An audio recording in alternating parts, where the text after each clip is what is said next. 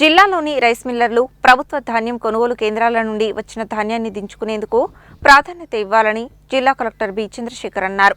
అలా కాదని ప్రైవేటు ధాన్యం దించుకునేందుకు ప్రాధాన్యత ఇస్తే కఠిన చర్యలు తీసుకుంటామని హెచ్చరించారు.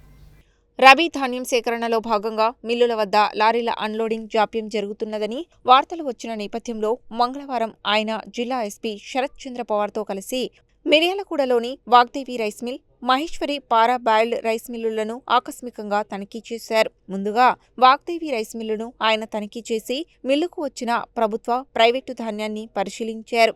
మిల్లు యజమానితో మాట్లాడుతూ ప్రభుత్వ ధాన్యం కొనుగోలు కేంద్రాల నుండి వచ్చిన ధాన్యం పూర్తిగా కొనుగోలు చేసిన తర్వాత ప్రైవేటు ధాన్యాన్ని కొనుగోలు చేయాలని ఆదేశించారు. వివిధ ప్రాంతాల నుండి వచ్చిన ధాన్యం లోడు లారీల డ్రైవర్లతో ఆయన మాట్లాడారు. మిల్లుకొచ్చిన లారీలు 12 గంటల్లో అన్లోడ్ చేసుకుని తిరిగి కొనుగోలు కేంద్రాలకు పంపించాలని ఆదేశించారు.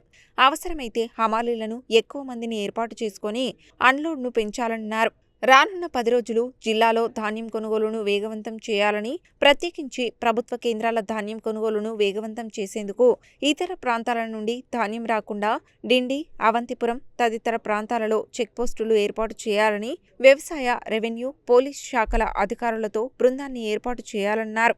అలాగే మిల్లుల వద్ద ఒక పోలీస్ కానిస్టేబుల్తో పాటు జీపీఓ, ఇతర అధికారులు నిరంతరం ధాన్యం అన్లోడ్ పర్యవేక్షించాలని, అందరూ రైస్ మిల్లర్లు ఇదే విధానాన్ని పాటించాలని చెప్పారు. అనంతరం మహేశ్వరి పారా బాయిల్డ్ రైస్ మిల్లును ఆకస్మికంగా తనిఖీ చేసి రికార్డులను పరిశీలించారు. కాగా ఈ రైస్ మిల్లులో రైస్ మిల్ గుమాస్తా మాడుగులపల్లి మండలానికి చెందిన ఒక రైతు నుండి డబ్బులు తీసుకున్నాడని ఆరోపణలు వచ్చిన నేపథ్యంలో ఆయన అన్ని రికార్డులను పరిశీలించి వచ్చిన ఆరోపణలపై విచారణ నిర్వహించి నివేదిక సమర్పించాలని మాడుగులపల్లి తహసీల్దార్ను ఆదేశించారు. అంతకుముందు కలెక్టర్ మీడియా ప్రతినిధులతో మాట్లాడుతూ జిల్లాలో రబీ ధాన్యం సేకరణలో భాగంగా ఇప్పటి వరకు 4,10,000 మెట్రిక్ టన్నుల ధాన్యాన్ని కొనుగోలు చేయడం జరిగిందని, ఇంకా 2,60,000 మెట్రిక్ టన్నుల ధాన్యం కొనాల్సి ఉందని చెప్పారు. మిల్లర్లు త్వరగా ధాన్యాన్ని అన్లోడ్ చేసుకునేందుకు గాను ఎస్పీతో పాటు రైస్ మిల్లులను సందర్శిస్తున్నట్లు చెప్పారు.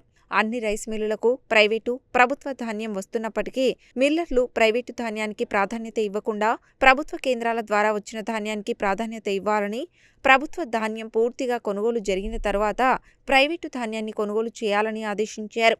రైస్ మిల్లులు ఎంత వీలైతే అంత ధాన్యాన్ని అన్లోడ్ చేసుకోవాలని చెప్పారు.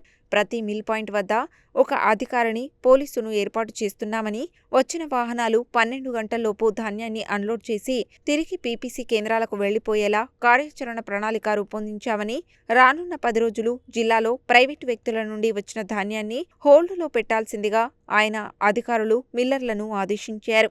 జిల్లాలో ఇప్పటి వరకు 62% ధాన్యాన్ని కొనుగోలు చేశామని, ఇంకా 32% కొనుగోలు చేయాల్సి ఉందని, ధాన్యం కొనుగోలులో రైతులకు ఎలాంటి ఇబ్బంది లేకుండా కొనుగోలు చేసేలా అన్ని చర్యలు తీసుకుంటున్నామని వివరించారు.